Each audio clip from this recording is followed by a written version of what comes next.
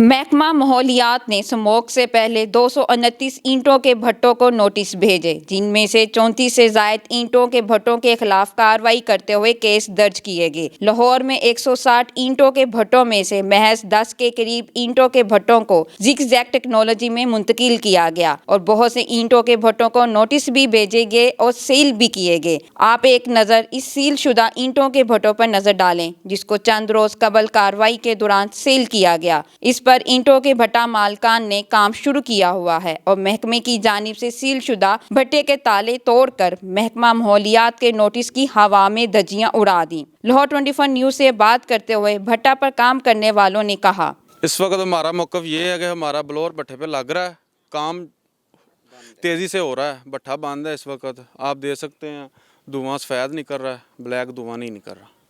महकमा माहौलियात की जानिब से धुआं छोड़ने वाली व्हीकल्स के खिलाफ भी कार्रवाई शुरू की जाएगी। महकमा माहौलियात की तरफ से पुराने और रवायती ईंटों के भट्टा के मालकान को नोटिस भी जारी किए जा चुके हैं, लेकिन क्या हुकूमत पंजाब जिग-जैग टेक्नोलॉजी पर मुंतकिल करवाने में कामयाब हो जाएगी? कैमरामैन शाहिद इकबाल के साथ किरण बशीर, लाहौर 24 न्यूज़, लाहौर।